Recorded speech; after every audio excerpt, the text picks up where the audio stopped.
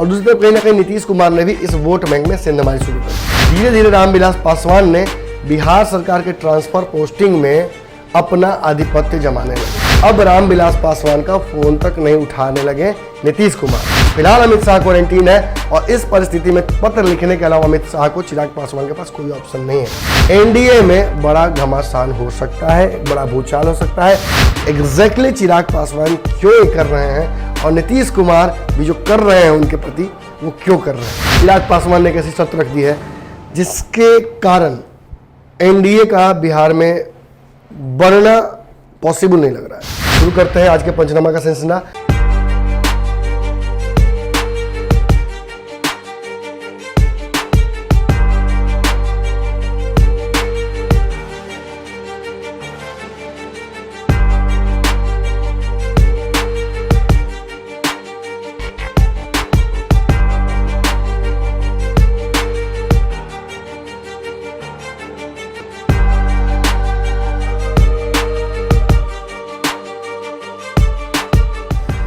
खबरों का बाजार हमेशा गर्म रहता है। इन गर्म बाजारों से हमें मतलब नहीं है। हम खबरों का बाजारीकरण नहीं करना चाहते। हम उन खबरों की तह तक पहुंचना चाहते हैं जिन खबरों की वजह से आपके जीवन पर असर पड़ता है। हम खबरों का पंचनामा करते हैं।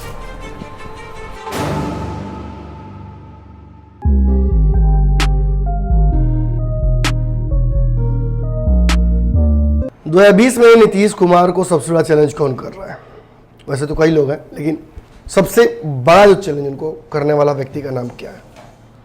देखिए, आपके हिसाब से हो सकता है तेजस्वी यादव, लेकिन मुझे लगता है कि चिराग पासवान सबसे बड़े प्रतिद्वंदी नीतीश कुमार के फिलहाल हैं और ये बात उनके आसपास के लोग भी जानते हैं। नीतीश भी इस बात को जानते हैं, इसीलिए नीतीश कुमार भी चिराग पासवान के प्रति अपनी जो रवैया है उसको नरम होने नहीं दे रहे हैं।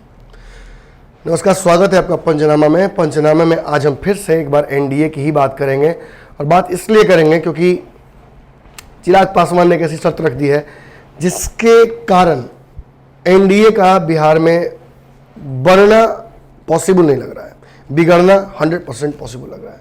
हालांकि हम सभी जानते हैं कि एनडीए में तिकड़म लगाकर 19-20 करके किसी तरह से समीकरण बनाया जाएगा, लेकिन फिलहाल जो परिस्थिति है, जिस तरीके का कट थ्रोट चल रहा है खासतौर पर जदयू और एलजेपी के बीच में, भाजपा चाह कर भी इसे मैनेज नहीं कर पा रही है।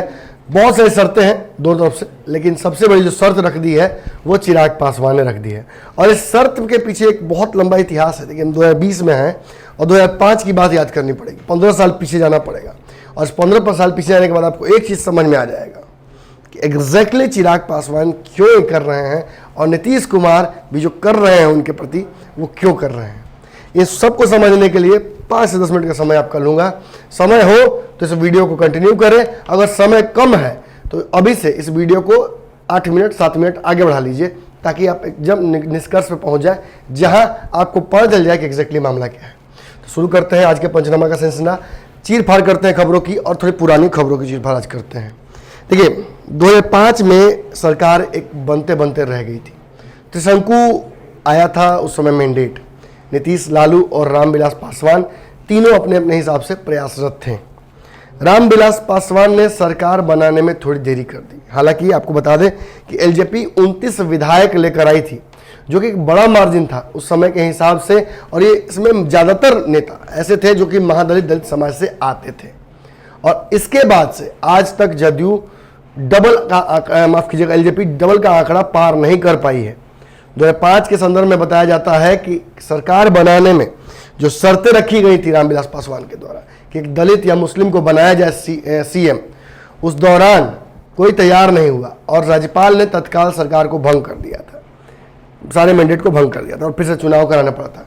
इस दौरान सबसे बड़ी जो बात हुई थी कि रामविलास पासवान को छोड़कर 29 विधायक उनके सीधे तौर पर चले गए थे एनडीए में और नीतीश कुमार के साथ चले गए थे। बाद में फिर चुनाव फिर हुआ और ये सारे लोग चले गए नीतीश कुमार के साथ और कहीं ना कहीं लोजपा को मात्र 10 सीटें आई थी। ये शायद आखिरी वाकया था जब दहाई संख्या में लोजपा की कभी आई थी संख्या। इसके बाद तब से लगातार अब तक अस्तित्व की लड़ाई लगातार लड़ते जा रहे हैं। तभी नीतीश कुमार और पासवान के बीच दलितों का विभाजन हो गया था। दलितों ने एक तरफ रामविलास पासवान को भी अपना नेता माना और दूसरी तरफ कहीं ना कहीं नीतीश कुमार ने भी इस वोट बैंक में सेंधमारी शुरू कर दी। और नीतीश कुमार को ये बात समझ में आ गया, जब पहली बार आप आगे बढ़कर छक्का मारते हैं तो आपको समझ में आ जाता है कि आगे बढ़ने पर ही बॉल आसान हो जाती है खेलना, और चाह कर भी आपका माइंडसेट वैसा ही हो जाता है। और नीतीश कुमार तभी से इस बात को समझते हैं कि दलितों के वोट बैंक पर उनका एक छत्र राज होना चाहिए। अगर नहीं भी एक छत्र हो सके तो मेजॉरिटी ऑफ दलित वोट उनके पास रहे, इसके लिए उन्होंने बहुत सारे अतिक्रम लगाए। इसी क्रम में उन्होंने रामविलास पासवान की राजनीति भी खत्म कर दी थी। कैसे की थी, आकर बताते हैं आपको।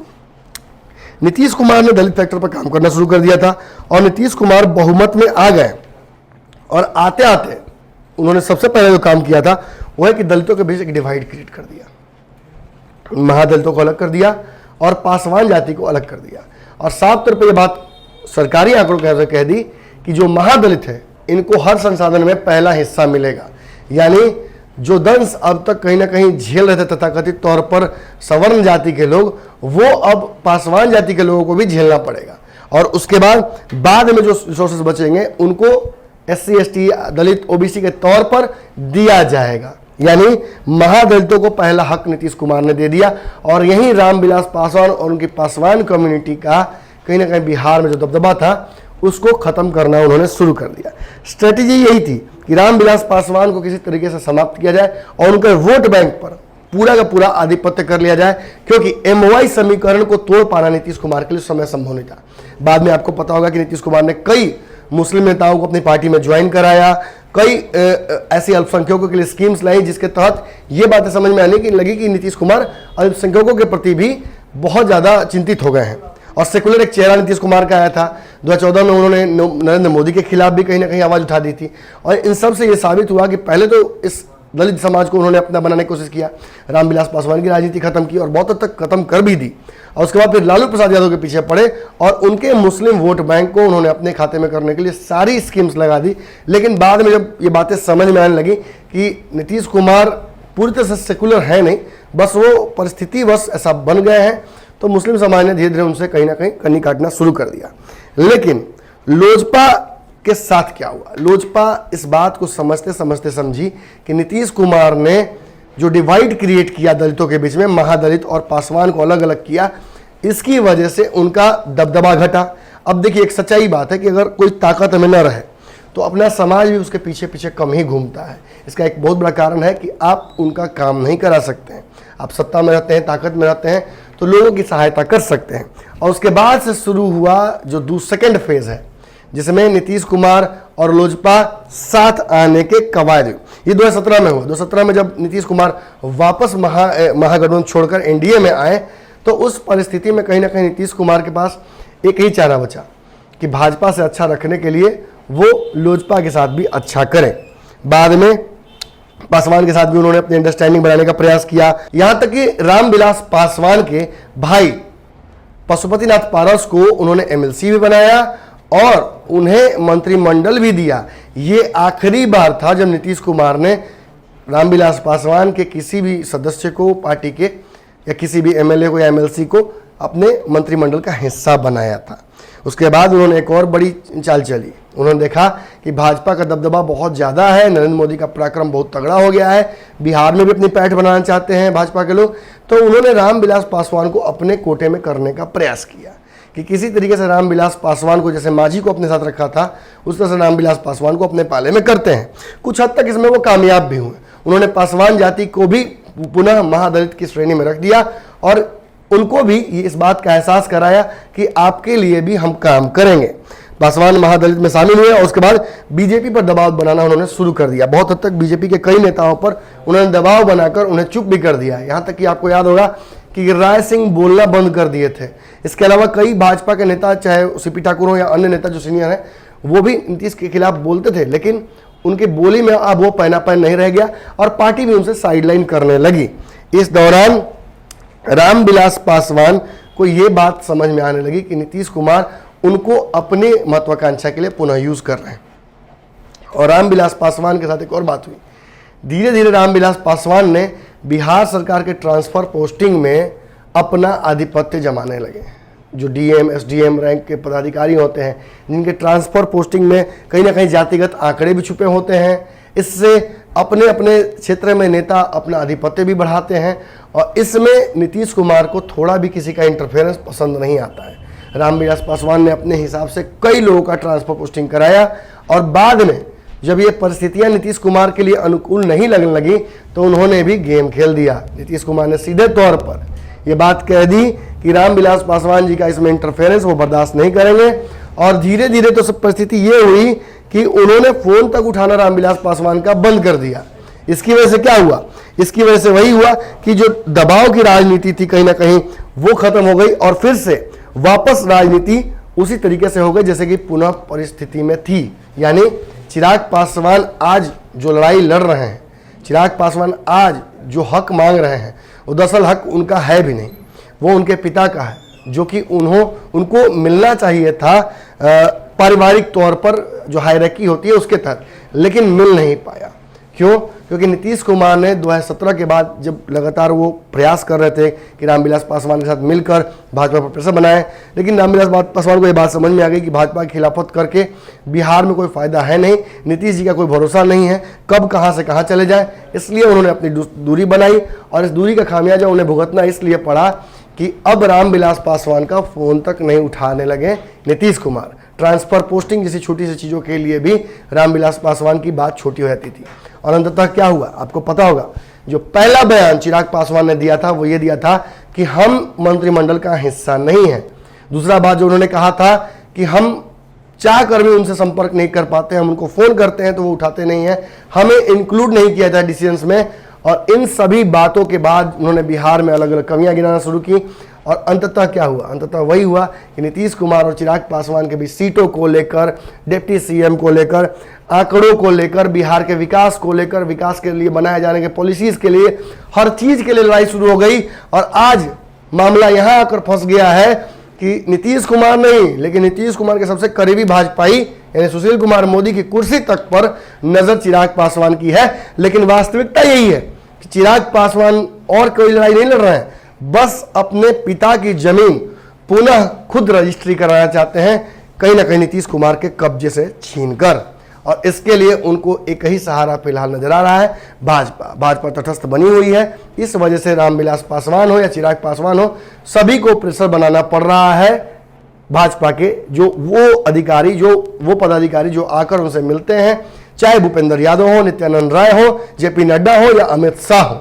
फिलहाल अमित शाह क्वारंटीन है और इस परिस्थिति में पत्र लिखने के अलावा अमित शाह को चिराग पासवान के पास कोई ऑप्शन नहीं है।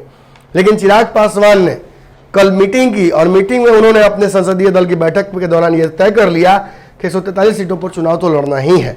अब उस परिस्थिति में किन सीटों पर वो चुनाव लड़ेंगे ये लगभग स्पष्ट हो रहा है। ऐसी सीटें जहां पर पासवान जाति की बहुलता है वहां से सीधे तौर पर नीतीश कुमार के खिलाफ भी फ्रेंडली फाइट करने की तैयारी कर रहे हैं। और शर्त इसके बदले उन्होंने ये रखी है कि अगर बिहार में भाजपा एनडीए को लीड करती है, यानी लीड करने का मतलब क्या होता है? लीड करने का मतलब होता है कि अपना सीएम कैंडिडेट दे और चिराग पासवान को डिप्टी सीएम दे। मतलब ये अंडरस्टूड वे है, ये अंडरलाइन है, लेकिन उन्होंने ये बात तो कह दी है अपने शर्त में कि अगर भाजपा बिहार में एनडीए को लीड करती है तब तो ठीक, वरना एनडीए में बड़ा घमासान हो सकता है, एक बड़ा भूचाल हो सकता है, भूस्खलन हो सकता है कि एक और पार्टी भूस्खलन में फिसलकर एनडीए से बाहर हो जाए। ऐसी परिस्थिति में कहीं ना कहीं नीतीश कुमार भी समझ गए हैं और नीतीश कुमार ने मांझी को लाकर कहीं ना कहीं फिर से एक बार इशारा कर दिया है कि उस दलित समाज के प्रति जो वोट बैंक है, जो कहीं ना कहीं चिराग पासवान अपना मानते हैं, अन्य दल अपना मानते हैं, उस वोट बैंक को वो अपनी तरफ कर लेंगे और कहीं ना कहीं चिराग पासवान की आवश्यकता नहीं पड़ेगी। लेकिन ये बात तो आप अच्छे से जानते हैं कि चिराग पासवान ने शर्त रख दी है। अब इसी शर्त के आसपास पूरी एनडीए का समीकरण घूमेगा। जब तक अमित शाह स्वस्थ नहीं होते तब तक उनकी भी टेंशन बढ़ी रहेगी, और जब अमित शाह स्वस्थ होते हैं तो हो सकता है नीतीश कुमार की टेंशन बढ़ जाए। अगले पंचनामे में मुलाकात होगी।